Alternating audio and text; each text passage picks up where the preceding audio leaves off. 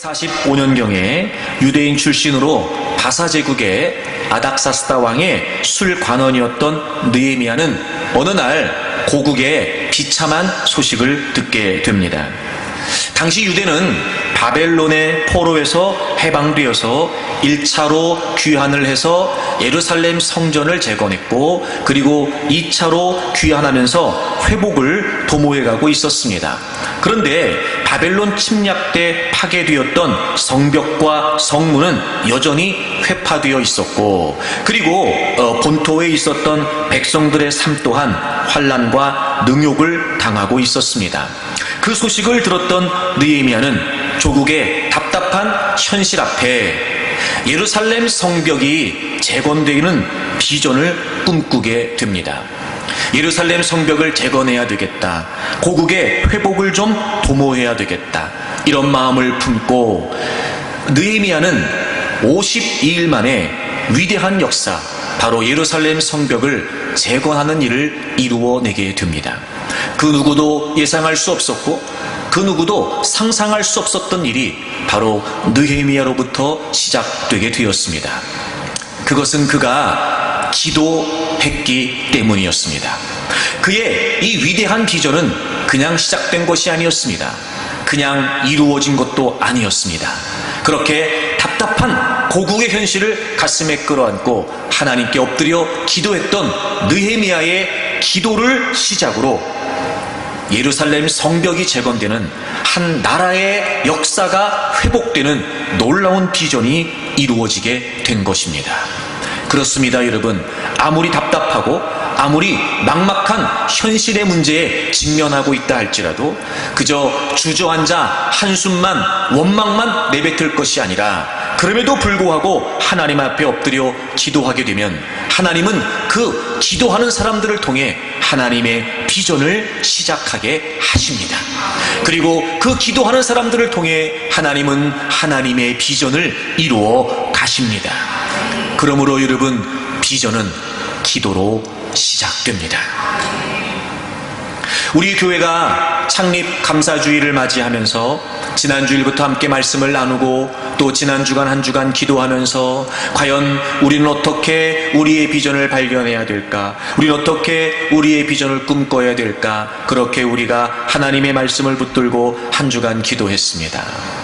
여러분, 저는 분명히 확신하기는 하나님께서 우리의 기도를 들으시고 무엇보다 그렇게 해서 하나님은 우리 교회 공동체를 향하신 하나님의 비전을 반드시 이루어 가실 거라고 믿습니다.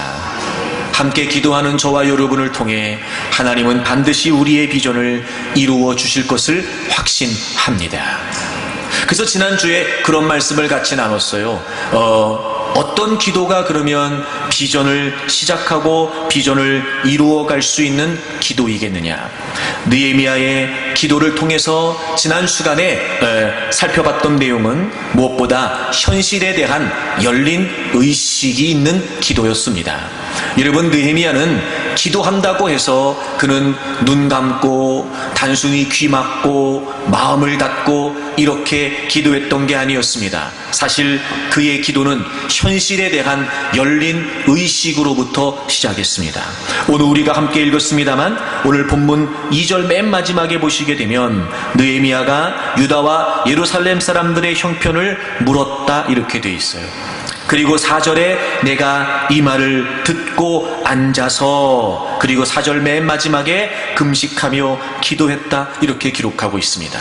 여러분, 여기서 물었다라고 하는 말은 단순히 궁금한 것을 물어본 것이 아니라 정말 꼭 필요한 것을 간절하게 요구하는 의미라고 말씀을 드렸어요.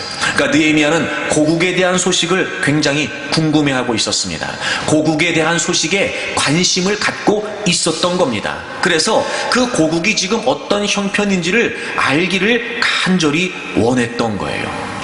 그래서 고국으로부터 돌아왔던 사람들에게 묻게 됩니다.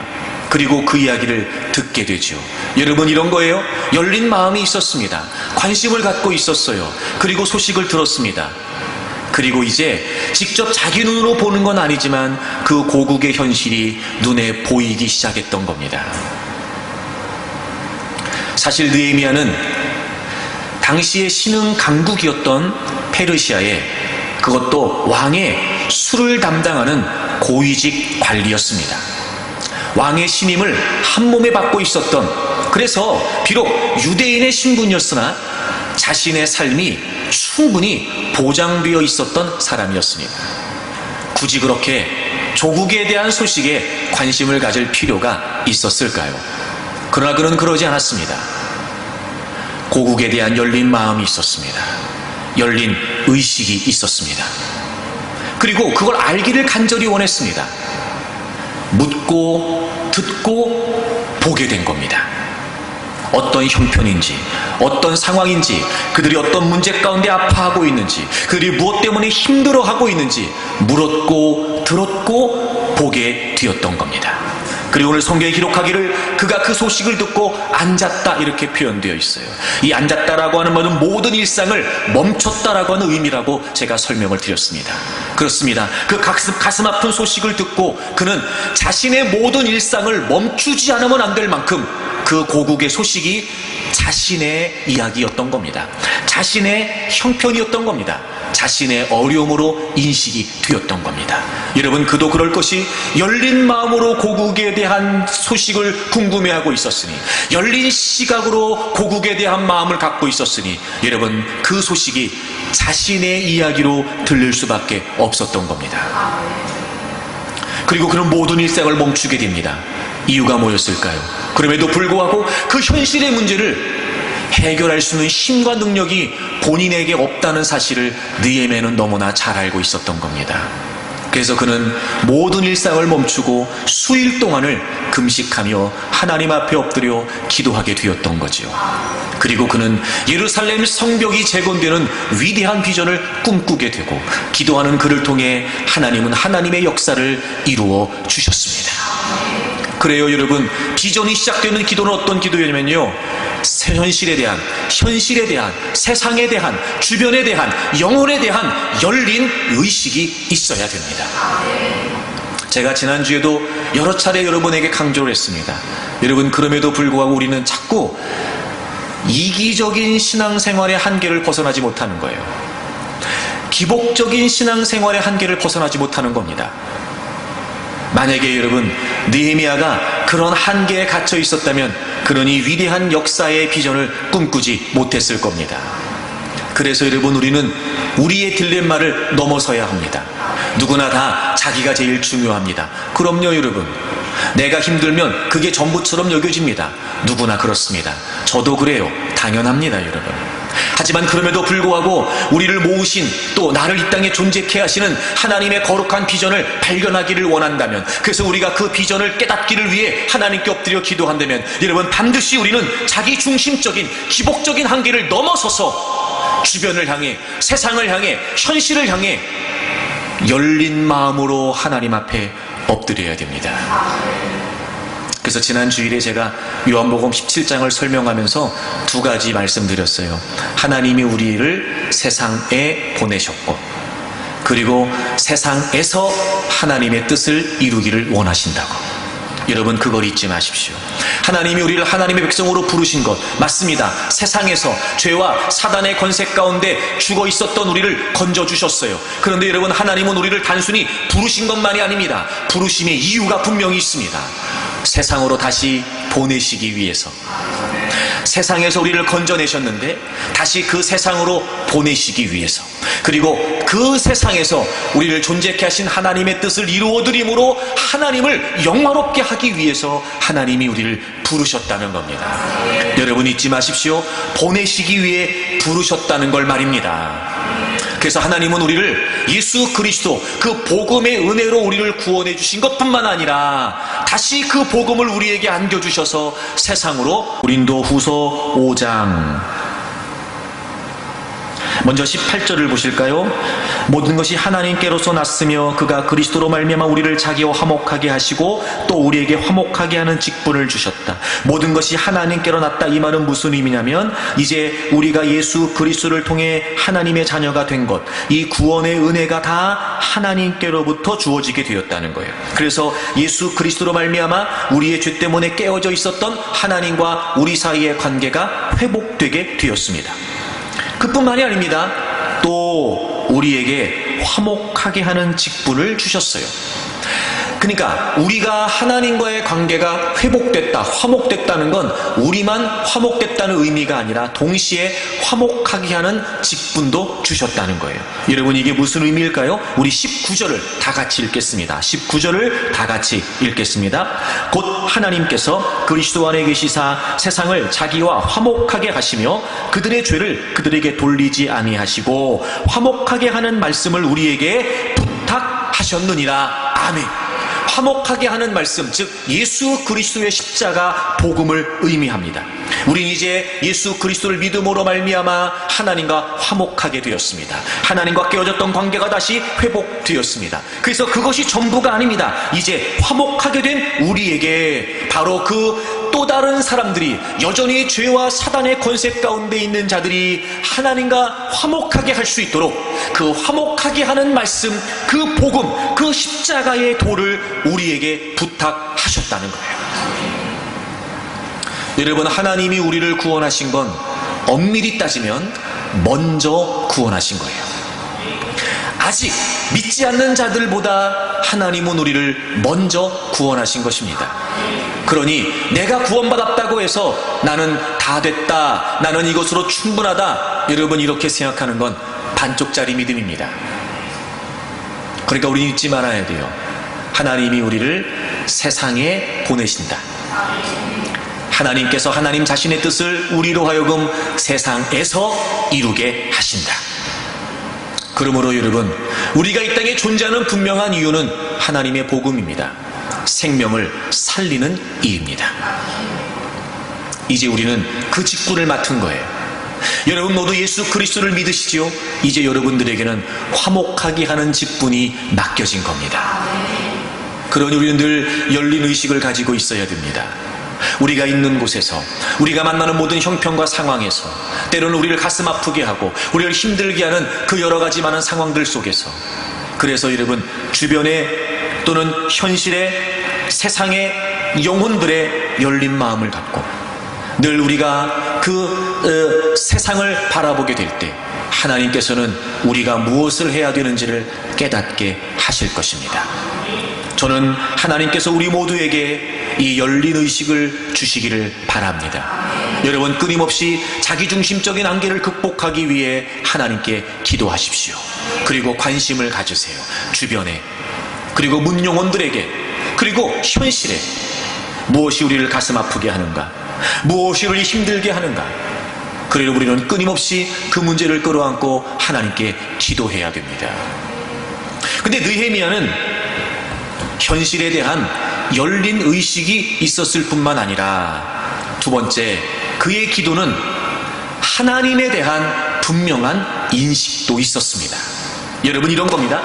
아무리 현실에 대한 열린 의식이 있어 무엇이 문제이고 무엇이 고통이고 무엇이 어려움인지 안다고 해도, 여러분, 우리가 한 가지 부정할 수 없는 사실은 그 현실 속에 문제의 답이 있지 않다는 거예요. 게다가 지금 열린 마음으로 그 모든 상황들을 바라보고 있는 나에게는 더더욱 그 문제를 해결할 수 있는 능력이 없다는 겁니다. 그러므로 현실에 대한 열린 의식만 가지고는 부족합니다. 그 모든 것을 해결하실 수 있는 분은 오직 하나님 한 분이십니다. 그러므로 여러분, 우리는 정말 하나님의 비전을 깨닫기 위해 기도할 때마다 현실에 대한 열린 의식뿐만 아니라 하나님에 대한 분명한 의식도 있어야 합니다. 여러분, 그거 아시죠? 역사의 주인은 하나님이십니다. 그러므로 여러분, 우리가 비전이라고 말할 때마다, 꿈이라고 말할 때마다 잊지 말아야 됩니다. 비전의 주인도 하나님이십니다. 우리를 세상에 보내셔서 우리로 하여금 세상에서 하나님의 뜻을 이루게 하시기 위함이기 때문에, 여러분, 우리의 삶의 주인도 하나님이시오, 역사의 주인도 하나님이시고 그 비전의 주인도 하나님이십니다.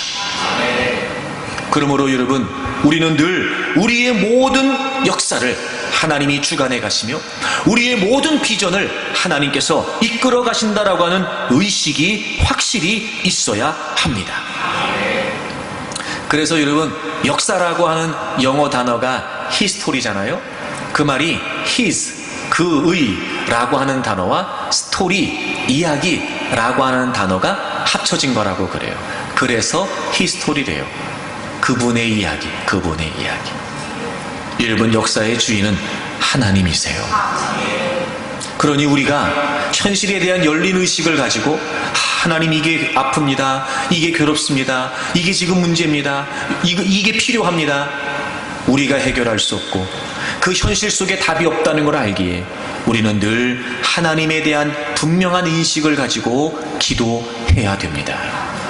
그러면 비전의 주인 되시는 아버지께서 가슴 아파하는 나의 문제로, 힘들어하는 나의 상황으로 끌어안고 엎드려 기도하는 이들에게 하나님은 그 어려운 문제를 어떻게 풀어가실지, 그 가슴 아파하는 현실을 어떻게 풀어갈지, 여러분, 우리가 있는 곳에서 하나님은 하나님의 비전을 우리에게 깨닫게 해 주실 줄로 믿습니다. 그래서 여러분, 느헤미야는 이렇게 고백하면서 기도합니다. 5절 말씀을 보겠습니다. 가장 먼저 느헤미야가 뭐라고 고백하냐면 5절 보세요. 이르되 하늘의 하나님 여호와 크고 두려우신 하나님이여. 고국의 가슴 아픈 소식을 들었습니다. 그리고 그는 모든 일상을 멈출 수밖에 없었습니다. 그 가슴 아픈 현실 앞에 자신이 할 수 있는 일이 아무것도 없었습니다. 그래서 그는 하나님 앞에 기도하게 되지요. 그런데 놀라운 사실은 그가 기도하며 제일 먼저 언급한 것이 무엇이냐면 하나님이세요. 하나님. 고국의 가슴 아픈 현실을 끌어안고 좌절과 낙심할 수밖에 없는 상황에서도 그는 시선을 하나님께로 옮기게 된 겁니다. 그리고 하나님을 향해 고백해요. 하나님 여호와 크고 두려우신 하나님이에요. 여러분, 여기서 하늘의 하나님이라고 하는 표현, 이게 단순히 그냥 하나님이 하늘에 계신다 이런 의미가 아니고요. 하늘의 하나님이라는 건 이런 표현이라 그래요. 무한히 크고 위대하신 분이다. 무한히 크고 위대하신 분이다. 그래서 절대적이고 주권적인 하나님의 능력을 상징하는 거라 그래요. 무한히 크신 분이다. 그리고 또 반복되는 표현이 나오잖아요. 크고 두려우신 하나님, 크신 하나님이라고 하는 단어가 또 반복이 돼요. 여러분, 여기서 이 크다라고 하는 말을 제가 찾아봤더니 위대하다, 힘이 세다 이런 표현인데 특별히 어떤 때 사용되냐면요, 어떤 사물에 대해서 강력한 영향력을 행사할 수 있다는 거예요. 어떤 사물에 대해서 강력한 영향력을 행사할 수 있다. 그러니까 이런 거예요. 하늘의 하나님, 그러니까 크고 위대하신 절대적이고 주권적인 능력을 행하시는 하나님. 그래서 그분은요, 모든 사물에 가장 강력한 힘을, 영향력을 행사하실 수 있는 분이라는 거예요.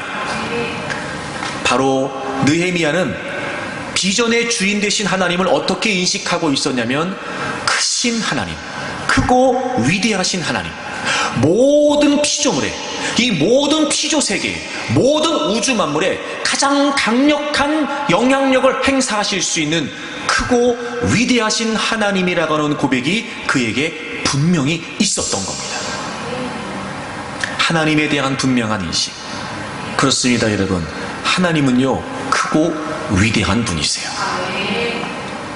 이게 어떤 의미냐면요, 이런 의미죠.